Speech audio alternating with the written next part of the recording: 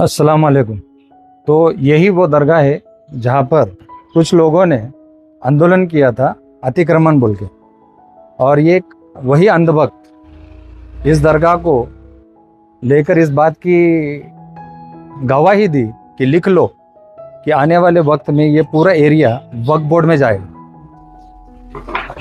चलो मियाँ भाई दोबारा पेलते हैं इसको। इसने हज़रत दमदम शाह अली बाबा इनके दरगाह के ऊपर ऑब्जेक्शन उठाया था। हज़रत दमदम अली शाह बाबा ये आदिल शाह के वक्त काजी थे। काजी यानी कि आज का जज, जो उस वक्त इस्लामिक शरीयतों के मुताबिक सच झूठ सही गलत का फैसला किया करते थे। तो आदिल शाह के वक्त हज़रत दमदम अली शाह बाबा और उनके बाकी 4 भाइयों को जगह गिफ्ट की गई थी, जहाँ पे मुकुंद नगर, महर्षि नगर और तुम्हारा पर्वती और काफ़ी सारे अलग अलग एरियाज हैं, जो सैकड़ों एकर्स में वो जगह है। इस जगह पे अंधभक्त ने कहा कि 2023 में ये वक्फ बोर्ड रजिस्टर हुई। ये बात झूठी है। अब इसमें एक मैं तुम्हारे को जीआर बताता हूँ, जिसमें इसने ये बताया कि कॉरपोरेशन ने इसको अनधिकृत घोषित किया है। तो जो कैटेगरीज कॉरपोरेशन देती है उसका जीआर मैं लगा रहा हूँ, उसको एक्सप्लेन करने में वक्त जाएगा, तो जीआर पढ़ लेना आराम। वहाँ पर ये बंदे की वो जो नोटिस थी वो गिरफ्तार हो गई। हाँ, दूसरी बात तूने कहा कि यहाँ पे कब्र क्यों नहीं है।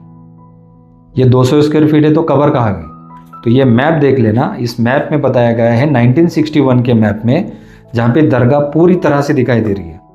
मगर वक्त के साथ साथ डिमार्केशन चेंज होता गया। वहाँ के डेवलपर्स लोगों ने दरगाह को फुटपाथ पर लेकर आ गए, रास्ता सामने से लाए, जबकि वो रास्ता वहाँ पे था नहीं।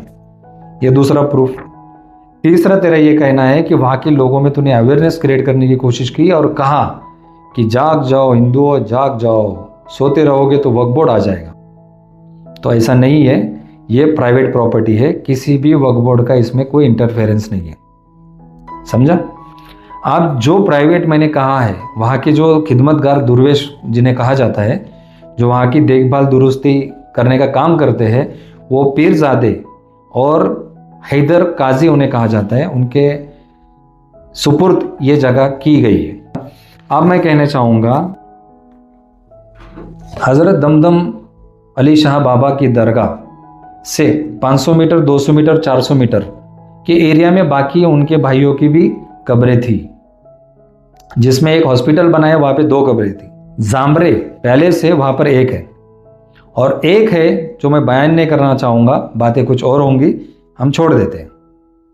तो तूने सारी इन्फॉर्मेशन गलत लोगों में अवेयर की, और वो भी हिंदू मुस्लिम में किस तरह से दूरी पैदा हो, इस नियत से तूने की।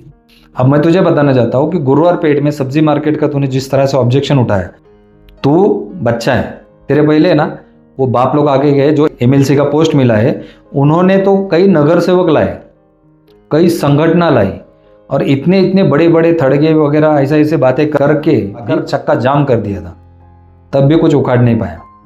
क्यों? तुम लोग कामयाब क्यों नहीं हो रहे?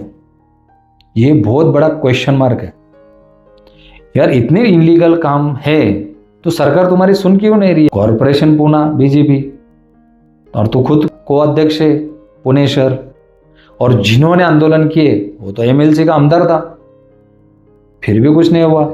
क्योंकि बच्चा अब जानने लगा है कि तुम लोग अंधभक्त हो और तुम रास्ता भटकते हो, तो ऐसा एक मियाँ भाई आ जाता है, वो रास्ता दिखाता है। ठीक है, ऑल द बेस्ट। नेक्स्ट दावत तुझे गुरुवार पेट सब्जी मार्केट सब्जेक्ट और छोटी सी कटिंग के साथ आ जा।